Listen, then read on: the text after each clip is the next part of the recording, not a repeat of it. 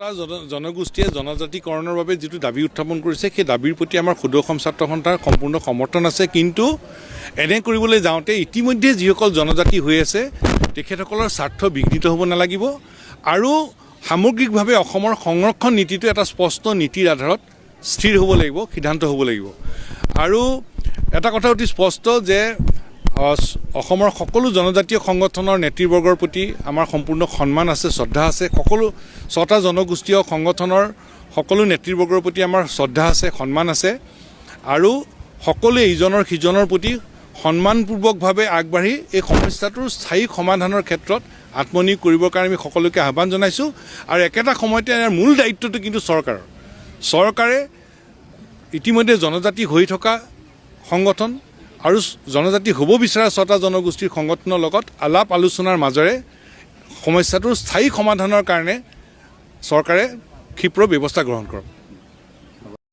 জনগোষ্ঠীয়ে জনজাতিকৰণৰ বাবে যিটো দাবী উত্থাপন কৰিছে সেই দাবীৰ প্ৰতি আমাৰ ক্ষুদ্ৰ অসম ছাত্ৰ সন্থাৰ সম্পূৰ্ণ সমৰ্থন আছে। কিন্তু এনে কৰিবলৈ যাওঁতে ইতিমধ্যে যিসকল জনজাতি হৈ আছে তেখেতসকলৰ স্বাৰ্থ বিঘ্নিত হ'ব নালাগিব আৰু সামগ্ৰিকভাৱে অসমৰ সংৰক্ষণ নীতিটো এটা স্পষ্ট নীতিৰ আধাৰত স্থিৰ হ'ব লাগিব, সিদ্ধান্ত হ'ব লাগিব। আৰু এটা কথা অতি স্পষ্ট যে অসমৰ সকলো জনজাতীয় সংগঠনৰ নেতৃবৰ্গৰ প্ৰতি আমাৰ সম্পূৰ্ণ সন্মান আছে, শ্ৰদ্ধা আছে। সকলো 6টা জনগোষ্ঠীয় সংগঠনৰ সকলো নেতৃবৰ্গৰ প্ৰতি আমাৰ শ্ৰদ্ধা আছে, সন্মান আছে আৰু সকলোৱে ইজনৰ সিজনৰ প্ৰতি সন্মানপূৰ্বকভাৱে আগবাঢ়ি এই সমস্যাটোৰ স্থায়ী সমাধানৰ ক্ষেত্ৰত আত্মনিয়োগ কৰিবৰ কাৰণে আমি সকলোকে আহ্বান জনাইছোঁ। আৰু একেটা সময়তে ইয়াৰ মূল দায়িত্বটো কিন্তু চৰকাৰে ইতিমধ্যে জনজাতি হৈ থকা সংগঠন আৰু জনজাতি হ'ব বিচৰা 6টা জনগোষ্ঠীৰ সংগঠনৰ লগত আলাপ আলোচনাৰ মাজেৰে সমস্যাটোৰ স্থায়ী সমাধানৰ কাৰণে চৰকাৰে ক্ষীপ্ৰ ব্যৱস্থা গ্ৰহণ কৰক। জনগোষ্ঠীয়ে জনজাতিকৰণৰ বাবে যিটো দাবী উত্থাপন কৰিছে সেই দাবীৰ প্ৰতি আমাৰ ক্ষুদ্ৰ অসম ছাত্ৰ সন্থাৰ সম্পূৰ্ণ সমৰ্থন আছে। কিন্তু এনে কৰিবলৈ যাওঁতে ইতিমধ্যে যিসকল জনজাতি হৈ আছে তেখেতসকলৰ স্বাৰ্থ বিঘ্নিত হ'ব নালাগিব আৰু সামগ্ৰিকভাৱে অসমৰ সংৰক্ষণ নীতিটো এটা স্পষ্ট নীতিৰ আধাৰত স্থিৰ হ'ব লাগিব, সিদ্ধান্ত হ'ব লাগিব। আৰু এটা কথা অতি স্পষ্ট যে অসমৰ সকলো জনজাতীয় সংগঠনৰ নেতৃবৰ্গৰ প্ৰতি আমাৰ সম্পূৰ্ণ সন্মান আছে, শ্ৰদ্ধা আছে। সকলো 6টা জনগোষ্ঠীয় সংগঠনৰ সকলো নেতৃবৰ্গৰ প্ৰতি আমাৰ শ্ৰদ্ধা আছে, সন্মান আছে আৰু সকলোৱে ইজনৰ সিজনৰ প্ৰতি সন্মানপূৰ্বকভাৱে আগবাঢ়ি এই সমস্যাটোৰ স্থায়ী সমাধানৰ ক্ষেত্ৰত আত্মনিয়োগ কৰিবৰ কাৰণে আমি সকলোকে আহ্বান জনাইছোঁ। আৰু একেটা সময়তে ইয়াৰ মূল দায়িত্বটো কিন্তু চৰকাৰে ইতিমধ্যে জনজাতি হৈ থকা সংগঠন আৰু জনজাতি হ'ব বিচৰা 6টা জনগোষ্ঠীৰ সংগঠনৰ লগত আলাপ আলোচনাৰ মাজেৰে সমস্যাটোৰ স্থায়ী সমাধানৰ কাৰণে চৰকাৰে ক্ষীপ্ৰ ব্যৱস্থা গ্ৰহণ কৰক।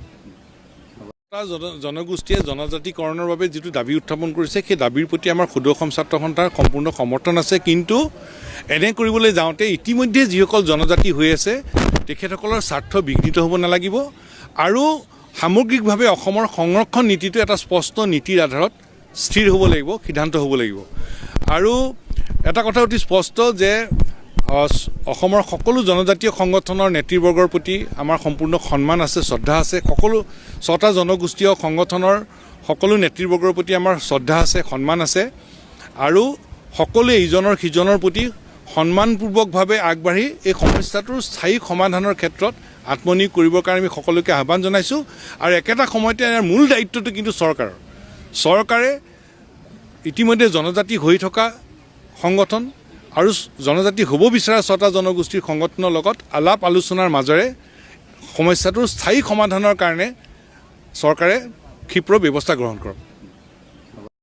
জনগোষ্ঠীয়ে জনজাতিকৰণৰ বাবে যিটো দাবী উত্থাপন কৰিছে সেই দাবীৰ প্ৰতি আমাৰ ক্ষুদ্ৰ অসম ছাত্ৰ সন্থাৰ সম্পূৰ্ণ সমৰ্থন আছে। কিন্তু এনে কৰিবলৈ যাওঁতে ইতিমধ্যে যিসকল জনজাতি হৈ আছে তেখেতসকলৰ স্বাৰ্থ বিঘ্নিত হ'ব নালাগিব আৰু সামগ্ৰিকভাৱে অসমৰ সংৰক্ষণ নীতিটো এটা স্পষ্ট নীতিৰ আধাৰত স্থিৰ হ'ব লাগিব, সিদ্ধান্ত হ'ব লাগিব। আৰু এটা কথা অতি স্পষ্ট যে অসমৰ সকলো জনজাতীয় সংগঠনৰ নেতৃবৰ্গৰ প্ৰতি আমাৰ সম্পূৰ্ণ সন্মান আছে, শ্ৰদ্ধা আছে। সকলো 6টা জনগোষ্ঠীয় সংগঠনৰ সকলো নেতৃবৰ্গৰ প্ৰতি আমাৰ শ্ৰদ্ধা আছে, সন্মান আছে আৰু সকলোৱে ইজনৰ সিজনৰ প্ৰতি সন্মানপূৰ্বকভাৱে আগবাঢ়ি এই সমস্যাটোৰ স্থায়ী সমাধানৰ ক্ষেত্ৰত আত্মনিয়োগ কৰিবৰ কাৰণে আমি সকলোকে আহ্বান জনাইছোঁ।